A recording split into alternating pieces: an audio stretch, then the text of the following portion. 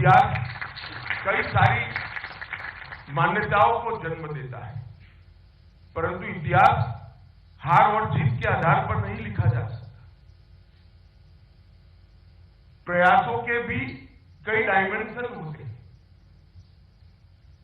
कि कोई विचार, कोई आंदोलन खड़ा हुआ हो सकता है, वो अपने गंतव्य स्थान पर न पहुंच पाया हो, सफल न हुआ हो। इसका अर्थ यह नहीं है कि जब कभी भी वो उद्देश्य प्राप्त होगा तब इसका कोई योगदान नहीं है।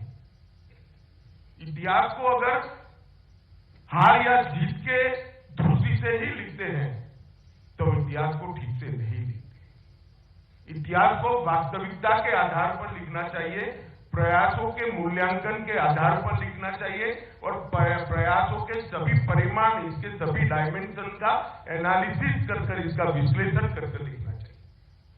तभी इतिहास अपने आप में परिपूर्ण होता है। और सशस्त्र क्रांति के इतिहास का भी ऐसा ही है।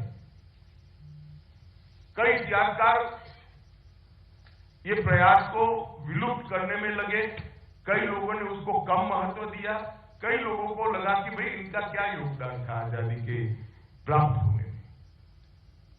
उन लोगों को मालूम नहीं है कि जब भगत सिंह जी को फांसी दी गई उस दिन लाहौर से लेकर कन्याकुमारी तक किसी के घर में चूल्हा नहीं जला था। हर बच्चे के मन में एक आग धधकती थी। हर व्यक्ति के मन में कभी न जिसका दमन हो सके ऐसी देशभक्ति की ज्वाला जगाने का काम भगत सिंह की शहादत ने दिया था। अगर आप भगत सिंह शहीद हो गए और देश आजाद नहीं हुआ इसके आधार पर ही इतिहास लिखते हैं तो ये मूल्यांकन ठीक नहीं है। मैं सिर्फ भगत सिंह जी के लिए नहीं कह रहा हूं, समग्र सशस्त्र क्रांति के योगदान को इसका मूल्यांकन करना है तो वो आइसोलेटेड नहीं किया जा सकता। मेरे जैसे कई लोग मानते हैं कि सशस्त्र क्रांति ने जगाई हुई देशभक्ति के ज्वाला के आधार पर ही कांग्रेस का आंदोलन सफल हुआ था। मैं मानता हूं और मैं इसको सिद्ध भी कर सकता हूं, आज नहीं करना चाहता परंतु मैं सिद्ध भी कर सकता हूं कि अगर सशस्त्र क्रांति की समांतर धारा न चली होती तो शायद कई दशक और लग जाते। समग्र देश के अंदर बंकिम चंद्र चट्टोपाध्याय ने सिर्फ वंदे मातरम लिखकर चेतना को जागरूक किया था, क्या इसका कोई योगदान नहीं है? समग्र देश के अंदर गदर पार्टी के पूरे प्रयासों ने अनेक जगह पे एक जबरदस्त चेतना की जागृति की, निर्माण भी किया था। चेतना, सुसुप्त चेतना को जागरूक भी किया और चेतना का निर्माण भी किया।